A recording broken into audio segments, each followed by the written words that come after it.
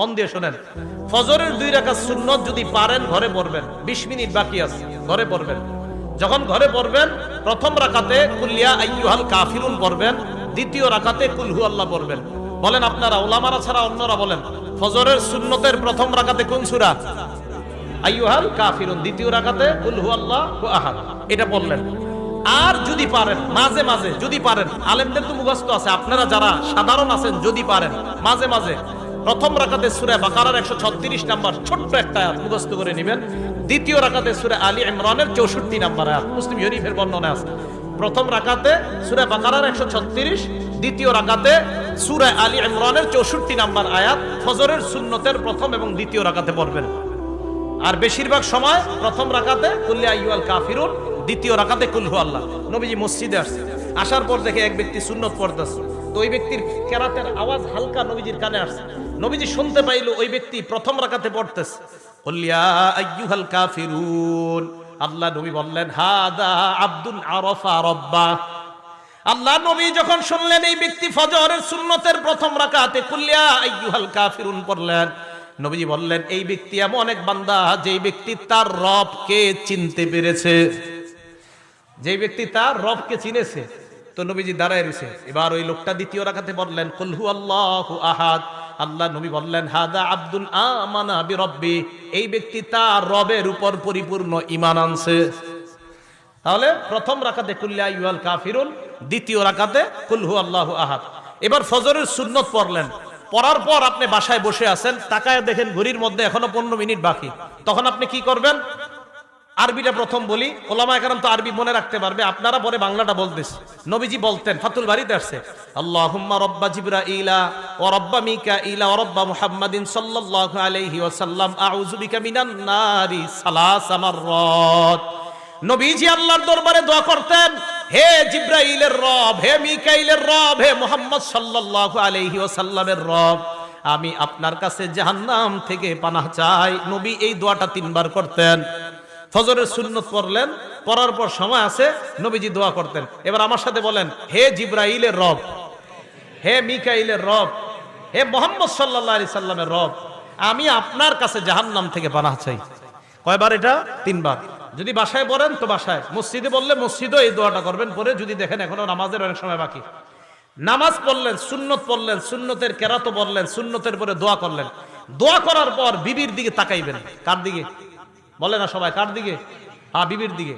বিবির দিকে তাকানোর পর যদি দেখেন বিবি জাগ্রত, কথা বলবেন। যদি দেখেন বিবি ঘুমায় আছে, বিবিরে জাগ্রত করবেন। আম্মা জান আয়েশা সিদ্দিকা রাদিয়াল্লাহু তাআলা আনহার বর্ণনা, নবীজি যখন ফজরের সুন্নত পড়তেন, পড়ার পর আমার দিকে আল্লাহ নবী তাকাইতেন। তাকানোর পর আল্লাহ নবী যদি দেখতেন, ফাইন কুনতু মুস্তাইকিজা, নবীজি যদি আমাকে দেখতেন আমি জাগ্রত, হাদ্দাসানি, আমার সাথে আল্লাহ নবী কথা বলতেন। ওয়াইন কুনতু নাইমা আইকাযানি, আমাকে যদি দেখতেন আমি ঘুমন্ত, আল্লাহ নবী আমাকে জাগ্রত করে দিতেন। তাহলে ফজরের সুন্নত পড়ার পর বিবির সাথে এমনি 2-1টা কথা বলবেন, ধর্মীয় কথা, নবীর একটা সুন্নত আদায় করার সওয়াব পেয়ে যাবেন। আর বেবি যদি ঘুমায় থাকে তাকে জাগ্রত করবেন। এবার আসেন তৃতীয় আরেকটা সুন্নত বলি, 5 নম্বর আরেকটা সুন্নত, যদি পারেন আদায় করবেন, না পারলে সমস্যা নেই। আগে শুনেন, আম্মা জান আয়েশা বলেন, আল্লাহ নবী ফজরের 2 রাকাত সুন্নত পড়ার পর ইত্তাজা আলা শিক্কিহিল আইমান, ডান কাত হয়ে একটু শুয়ে থাকতেন। না আপনারা এটা করলে তো ঘুমায় যাবেন। ফজরের সুন্নত পড়ার পর হযরতে বেলাল নবীজিকে ডাকার আগ পর্যন্ত নবীজি ডান কাত হয়ে একটু শুয়ে থাকতেন। আর আপনারা কি করবেন? বেশি সময় না, আপনারা একটু শুইবেন আবার উঠে যাবেন, কারণ আপনার শয়তান গিট মারবে, ঘুমা ঘুমা ঘুমা। তো নবীজি সাল্লাল্লাহু আলাইহি সাল্লাম এটা করতেন, ইত্তাজা আলা শিক্কিহিল আইমান। আবু দাউদ আসছে, বুখারীতে আসছে, এইভাবে নবীজি একটু শুইতেন। তো আপনি যদি পারেন এই সুন্নতের উপর আমল করেন, বাকি আপনি বেশি সময় করা যাবে না, সামান্য, আবার উঠে যাবেন, করলেই ঘুমায় যাবেন, একটু পরে উঠে দেখবেন সূর্য উঠে গেছে, সমস্যা হবে। আল্লাহ পাক রব্বুল আলামিন তো ফজরের নামাজের আগের যে সুন্নত, এই সুন্নত গুরুত্ব সহকারে আদায় করে এরপর ফজরের নামাজে আমরা উপস্থিত হব। এই হলো ফজরের নামাজের ব্যাপারে মোটামুটি আলোচনা। তো বলতেছিলাম 5 ওয়াক্ত নামাজ ধারাবাহিকভাবে আদায় করা। আবু দাউদ শরীফের 4986 নাম্বার হাদিসের বর্ণনা, নবীজি সাল্লাল্লাহু আলাইহি সাল্লামের এক সাহাবা অসুস্থ হয়েছে, আনসারী সাহাবা। ওনারে দেখতে গেছে ওনার জামাই আর ওনার বেয়াই, ওনারে দেখতে গেছে ওনার জামাই আর ওনার বেয়াই। জামাইর নাম আব্দুল্লাহ রহমতুল্লাহি আলাইহি। উনি বলেন, ইনতালাকতু আনা ওয়া আবি ইলা সিহরিন লানা মিনাল আনসার। আমি আর আমার আব্বা আমার আনসারি শ্বশুর বাড়িতে গেলাম, নাউদুহু অসুস্থ শ্বশুরকে দেখতে গেলাম। যাওয়ার পর আমরা তার সামনে বসা, হাদারতিস সালাহ নামাজের সময় হয়ে যায়। অসুস্থ ব্যক্তি পরিবারের একজনকে ডাক দিয়ে বললেন, ইতুনি বিল উযু লিউসাল্লিয়া ফাস্তারিহা, ওযুর পানি আনো, ওযু করে আমি নামাজ পড়ার মাধ্যমে আমি প্রশান্তি অর্জন করতে চাই।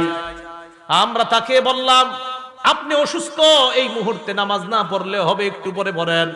সাহাবা জবাব দিলেন, না না, নামাজ পড়ার মাধ্যমে আমি প্রশান্তি অর্জন করতে চাই। সামিআতু রাসূলুল্লাহি সাল্লাল্লাহু আলাইহি ওয়াসাল্লাম ইয়াকুল, আমি আল্লাহ নবীকে বলতে শুনলাম, নবীজি হযরত বেলালকে বলছে, বেলাল কুম ফাকিম ফারিহনা বিসসালাহ, বেলাল তুমি দাঁড়াও, ইকামত দাও, নামাজের ব্যবস্থা করো, নামাজের মাধ্যমে আমাদেরকে প্রশান্তি হওয়ার ব্যবস্থা করে দাও। তাহলে মুসলমান নামাজ পড়বে, কারণ নামাজ প্রশান্তির কারণ। গাছে গাছে লিখে দিবেন নামাজ প্রশান্তির কারণ। কারণ একদল লোক বের হয়েছে যারা টেলিভিশনে ইউটিউবের মধ্যেও বিভিন্ন খানকা থেকে অ্যাডভারেজ দেয়। আপনি হতাশায় ভুগছেন, তা আমাদের খানকায় আসেন, 15 দিন থাকেন, 1 মাস থাকেন, ভালো হয়ে যাবেন। আপনারা গাছে গাছে লিখবেন, হতাশায় ভুগছেন, মসজিদে আসেন, হতাশা দূর হয়ে যাবে। নবীজি সাল্লাল্লাহু আলাইহি সাল্লাম বলছে, ফারিহনা বিসসালাহ, নামাজের মাধ্যমেই প্রশান্তি।